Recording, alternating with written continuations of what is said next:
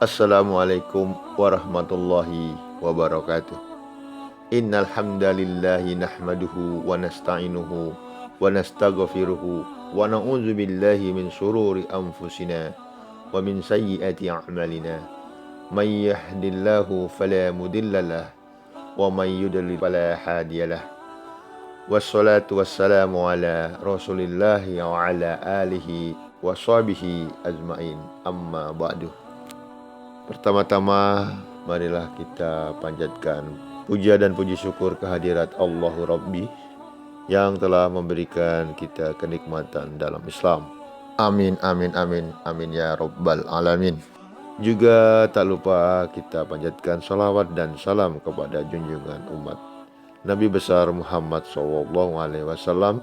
Allahumma sholli ala Sayyidina Muhammad wa ala ali Sayyidina Muhammad, yang telah membawa kita terbebas dari masa kegelapan menuju masa yang gilang gemilang.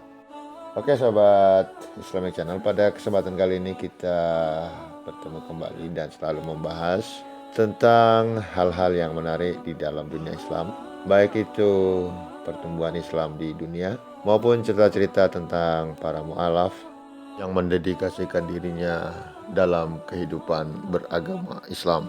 Dan semoga channel ini bermanfaat bagi teman-teman semua. Terima kasih. Wassalamualaikum warahmatullahi wabarakatuh.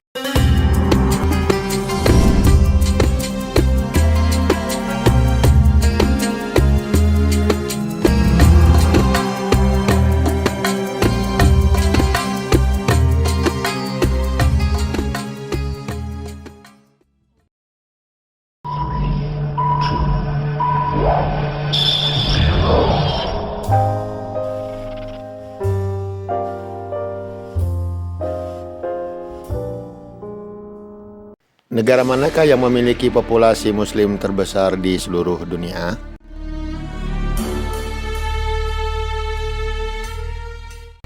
Arab Saudi, Pakistan, Mesir, atau Nigeria? Tidak satupun dari mereka jawabannya Indonesia. Islam adalah agama di Indonesia dengan pemeluk yang terbanyak dengan 87,2% dari jumlah penduduk Indonesia mengidentifikasi diri mereka sebagai muslim pada survei pada tahun 2010. Indonesia memiliki populasi muslim terbesar di dunia dengan jumlah 220 juta muslim. Tetapi mereka melihat dan mengetahui bahwa Islam dimulai dari Arab pada abad ke-7. Dalam hal perluasan untuk memasukkan lebih banyak pemeluknya, terutama di benua Afrika dan Asia Barat Daya, pertanyaan baru saja muncul, bagaimana Islam mencapai Nusantara ini? Bagaimana pulau-pulau yang jauh ini menjadi Muslim? Penaklukan Islam terjadi setelah wafatnya Nabi besar Muhammad SAW, yang menyebabkan banyaknya tercipta kekhalifahan. Kerajaan ini berkembang pesat dan menempati wilayah geografis yang sangat besar, menduduki lebih banyak tanah, dan masuknya Islam dipromosikan melalui kegiatan para juru dakwah, terutama para imam, dan mereka menceritakan ajaran agama kepada masyarakat setempat. Karena ekspansi militer yang cepat, agama baru juga berkembang dan wilayah baru kemudian ditaklukkan. Dinasti awal ini berfokus pada penyebaran agama baru, tetapi mereka juga fokus pada ekonomi, penelitian, dan perdagangan.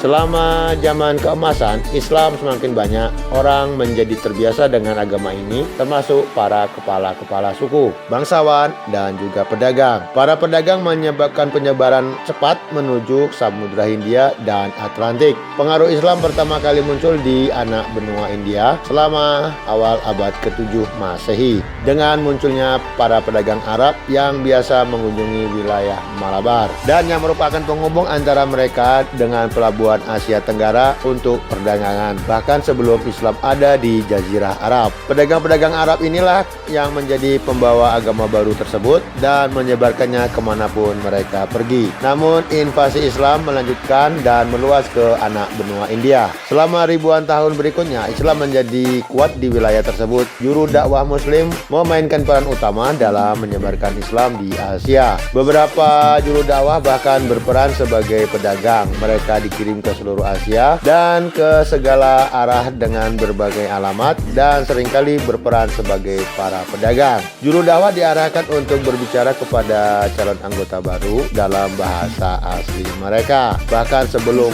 berdirinya Islam di kalangan masyarakat Indonesia, pelaut dan pedagang Muslim sering mengunjungi pantai-pantai Indonesia yang saat itu telah modern. Dan kebanyakan pelaut dan pedagang awal ini datang dari Khalifah Abbasiyah yang baru didirikan.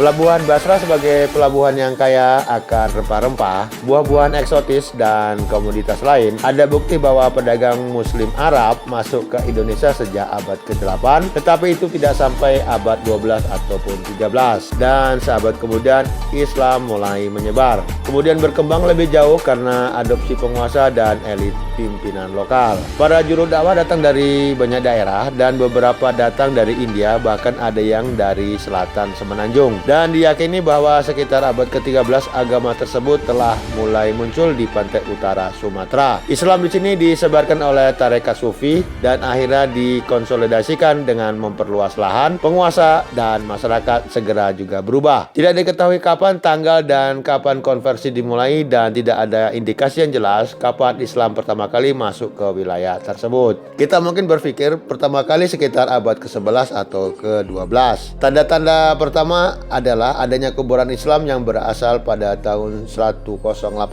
Masehi, juga ketika Marco Polo mengunjungi daerah tersebut. Pada tahun 1292 itu menunjukkan bahwa pelabuhan perkotaan di daerah Perla adalah seorang Muslim. Bukti pertama dari keberadaan Muslim di kuburan itu adalah pada tahun 1927 dari Sultan Malik Al-Saleh, penguasa Muslim pertama Kesultanan Samudra Pasai. Sumber dari Cina juga mencatat kehadiran utusan Muslim pada Kaisar dari Kerajaan Samudra Pasai terjadi pada tahun 1282. Penyebaran Islam umumnya mengikuti jalur perdagangan dari arah timur. Kita melihat dinasti pertama muncul dalam bentuk Kesultanan Malaka di ujung Nusantara, dibentuk dengan mengubah seorang Shah menjadi seorang Muslim dan menggunakan nama Muhammad Iskandar Shah. Penyebaran Islam di kalangan kelas penguasa muncul ketika pedagang Muslim menikahi wanita lokal dengan beberapa pedagang kaya. Mereka menikah dengan keluarga elit penguasa. Orang Indonesia mulai sebagai penguasa dan raja lokal yang menggunakannya. Setelah itu dicerminkan lewat transformasi, di mana ekspansi dipercepat pada abad ke-15 sebagai kekuatan militer Kesultanan Malaka di Malaya di Semenanjung. Dan gerakan Islam lainnya adalah menguasai wilayah itu dengan bantuan lingkaran kudeta Islam, perang dan kendali superior atas perdagangan maritim dan pasar akhir. Pada abad ke-14, Islam telah didirikan di timur laut Malaya, Brunei, di barat daya Filipina, dan di antara beberapa daerah pesisir timur dan tengah Pulau Jawa. Abad ke-15 kita menyaksikan kemunduran kerajaan Hindu Jawa dan Majapahit. Selanjutnya sebagai pedagang Muslim dari Arab dan India, Samara dan sebenarnya Malaya serta Cina mulai mendominasi perdagangan daerah yang pernah dikuasai pedagang kerajaan Majapahit Jawa sebelumnya. Dinasti Ming Tiongkok memberikan dukungan rutin ke Malaka. Ekspedisi Tiongkok Zhang dikaitkan dengan pendirian pemukiman Islam Tiongkok di Palembang serta pantai utara Jawa.